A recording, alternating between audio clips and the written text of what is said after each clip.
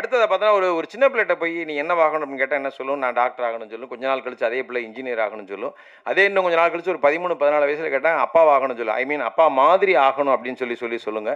அப்படியே ஒரு 25 to 30 வயசுல கேட்டோம் அப்படின்னா, அவங்க என்ன துறைக்கு நான் போணும் அப்படிங்கிறத முடிவு பண்ணிருவாங்க. நான் இந்த வேலையில இருக்கணும், இந்த ஊடகத்துறையில போணும், இதுல பயணிக்கணும் அப்படின்னு சொல்லுவாங்க. அந்த மாதிரி கிட்டத்தட்ட 2003ல உன்னை சரணடைந்தேன் அப்படின்னு சொல்லி, சினிமா தான் என்னுடைய வாழ்க்கைன்னு சொல்லி சினிமாவிடம் தன்னுடைய வாழ்க்கையை ஒப்படைத்தவர்.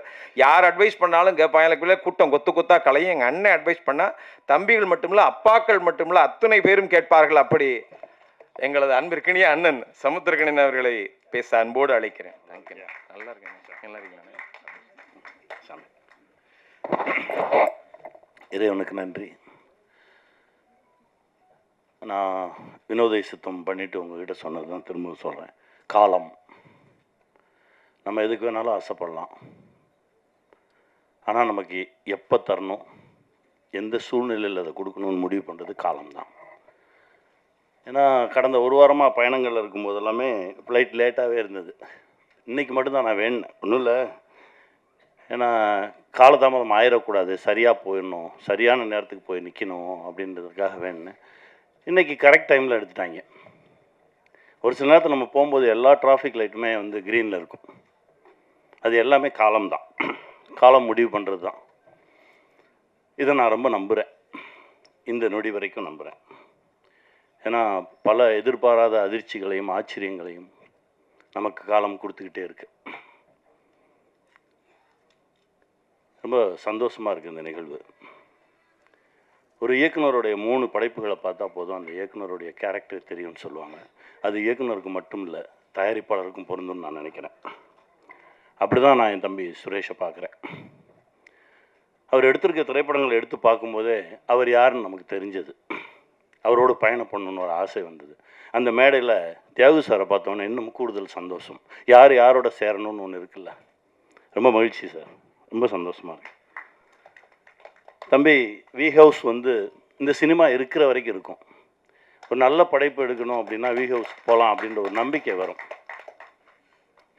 ரொம்ப சந்தோஷமாக இருக்குது. அப்புறம் என் அண்ணன் தம்பிராம அண்ணன், அவரை பற்றி நான் சொல்லணுன்னா பேசிக்கிட்டே இருக்கலாம். எந்த கதை எழுதினாலும் என் அண்ணனை வச்சு தான் எழுதுவேன். நான் இப்போ கூட ஒரு கதை எழுதி முடித்தேன், அண்ணனை வச்சு தான் எழுதுவேன். நாங்கள் 2 பேரும் சந்தித்தோன்னா கதைகள் மட்டும்தான் பேசிக்கிட்டே இருப்போம். ஒரு 5 நிமிஷத்தில் நான் ஒரு கதை சொல்லுவேன், அப்புறம் அண்ணன் ஒரு கதை சொல்லுவாங்க. மாறி மாறி மாறி கதைகள் தான் போயிட்டே இருக்கும். அதில் இந்த சமூகத்துக்கு ஏதாவது ஒன்று சொல்லிடுவோம். ஏன்னா நமக்கு இவ்வளோ பெரிய இடத்த கொடுத்த சினிமா மூலமாக நாம் ஏதாவது ஒன்று சொல்லிடுவோன்னு சொல்லி முயற்சி பண்ணிகிட்டு இருக்கிறது தான். இப்போ ஆல்மோஸ்ட் ஒரு 10 படம் பண்ணோன்னே அப்படின்னு நான் பேச்சுக்கு சொன்னேன். இப்போ 5வது படைப்புக்கு வந்திருக்கோம். இன்னும் 5 படம் இருக்குது. அதற்கு மேலும் ஒரு ஆசை இருக்குது. அது நடக்கும்னு நம்புகிறேன். என் அண்ணன் கையை பிடிச்சிட்டு அப்படியே வந்துடுவேன். ஏன்னா எனக்கு அவ்வளோலாம் எனக்கு பெரிய அறிவாளியெல்லாம் கிடையாது. ஏன்னா அடிக்கடி நான் சொல்லிக்கிட்டே இருப்பேன், கொஞ்சம் இன்னசென்ட்டாக இருங்க, ஒரு சில விஷயம் தெரியாமல் இருக்கட்டும். ஏன்னா நிறைய விஷயம் தெரியாமல் இருக்கிறவன் ஜெயிச்சிருவான். நீங்கள் கவனித்து பார்த்தீங்கன்னா தெரியும். எனக்கு எல்லாம் தெரியும்னு சொல்கிறவன் தான் மாட்டிட்டு எங்கேயா முட்டிச்சந்தில் நின்றுட்டுருப்பான். எனக்கு ஒன்றுமே தெரியாதுங்க, நான் அப்படியே போகிறேன். போகும்போது யாராவது வந்து என் கையை பிடிச்சி கூட்டிகிட்டு போயிடுவாங்க அப்படின்னு நான் நிறையா நம்புகிறவன். அப்படி தான் இந்த மொமெண்ட் வரைக்கும் என் வாழ்க்கையில் நடந்திருக்கு. அதை இன்னும் நான் நம்புகிறேன். அதுவும் என் அண்ணன் கையை பிடிச்சிட்டு நான் போகும்போது ரொம்ப தைரியமாக போவேன். இந்த உலகத்தில் நான் எந்த டாபிக் பேசினாலும் என் அண்ணங்கிட்ட பேசலாம். நீங்கள் அரசியலா பேசலாம், சினிமாவா பேசலாம், இலக்கியமாக பேசலாம், எது பேசினாலும் அண்ணன் அதுலேருந்து தனியாக மொத்தமாக. இப்போ நடிகராக இருக்காரா, அது அப்படியே தள்ளி வச்சுட்டு இலக்கியவாதி ஆவார், ஒரு அரசியல்வாதி ஆவார். எல்லாமே புள்ளி விவரத்தோடு இருக்கும். அப்படி ஒரு அண்ணன், ஒரு லைப்ரரி மாதிரி தான் என் அண்ணனை நான் பார்ப்பேன். என் தகப்பனாக பார்த்துருக்கேன், என் அண்ணனாக பார்த்துருக்கேன், ஒரு குருவாக பார்த்துருக்கேன். நான் எப்படி பார்த்தாலும் எனக்கு அப்படி தெரிவார். அதுதான் என் அண்ணன். ரொம்ப சந்தோஷம்ண்ணே, இந்த காலகட்டத்தில் உங்களோட பயணப்படுறது ரொம்ப மகிழ்ச்சியாக இருக்குண்ணே. என் பிள்ளை அதாவது இவரோட ஒரு படம் நான் நடித்தேன். ஆட்டோ இருக்குல்ல, ஆட்டோ போயிட்டு இருக்கும்போது இந்த வாசல் வழியாக கிளம்பி அந்த வாசல் வழியாக வரணும். வந்தார். எப்படி எந்த டைமிங்கில் பண்ணுறாரு ஒன்றுமே புரியல. அதற்கு பிறகு ஒரு ஷார்ட் கம்போஸ் பண்ணியிருக்காங்க. கார் வரும், காரை இவர் வந்து அப்படியே காரை தாண்டி நான் வரேன்றாரு. அண்ணன் சொல்கிறாரு, இது கனி சொல்கிறா, அவனை பண்ண வேணான்னு சொல்லு, இல்லைன்னா டூப் வச்சு பண்ணலான்னு சொல்லு, ரோப்பு கட்டிக்க சொல்லு அப்படின்னு. ஞாபகம் இருக்கா?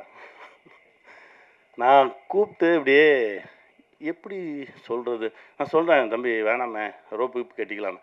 இல்லை நான் வந்துடுவேன்.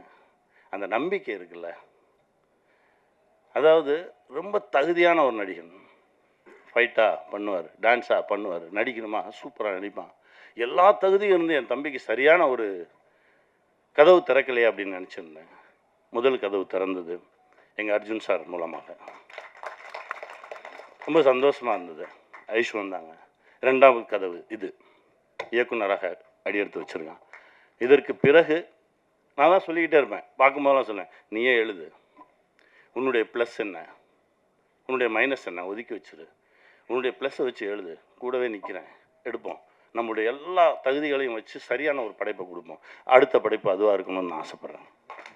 செய்வோம். ஏன்னா அவருடைய உழைப்புக்கும் ஒழுக்கத்துக்கும் இன்னும் பெரிய பெரிய தளங்களில் என் தம்பி வந்து நிற்பான். கூடவே நானும் நிற்பேன். வாழ்த்துக்கள்றா தம்பி, வாழ்த்துக்கள்.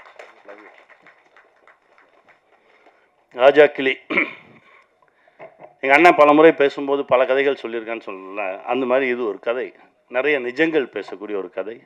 நான் சொல்கிற மாதிரி தான், ஒரு காலம் மனிதனை எங்கெல்லாம் கொண்டு போய் நிறுத்துது. நீங்கள் எவ்வளவு நல்லவங்களா வேணாலும் இருங்க, ஆனால் இந்த உலகத்திலிருந்து தப்பிச்சு போயிடவே முடியாது. என் நண்பன் தாமிரா ஒரு கவிதை எழுதினான், இந்த உலகில் இருந்து யாரும் அவ்வளவு எளிதில் தப்பி சென்று விட முடியாது, நீ பதில் சொல்லிட்டு தான் போகணும். அப்படி தான் இந்த கதை. இவ்வளோ சொன்ன போதும் இல்லைண்ணே, இதுக்கு மேலே பேசலாம். இதுதான், காலத்துக்கிட்ட பதில் சொல்லாமல் யாருமே தப்பிச்சு போயிட முடியாது. ஒரு காலம் நம்மளை எங்கெல்லாம் கொண்டு போய் நிறுத்தும். அதனால் முடிஞ்ச வரைக்கும் உண்மையாக இருந்துருங்க, எளிமையாக இருந்துருங்க. காலம் நம்மளை கைப்பிடித்து தூக்கி செல்லும். வெல்வோம். வாழ்த்துக்கள்.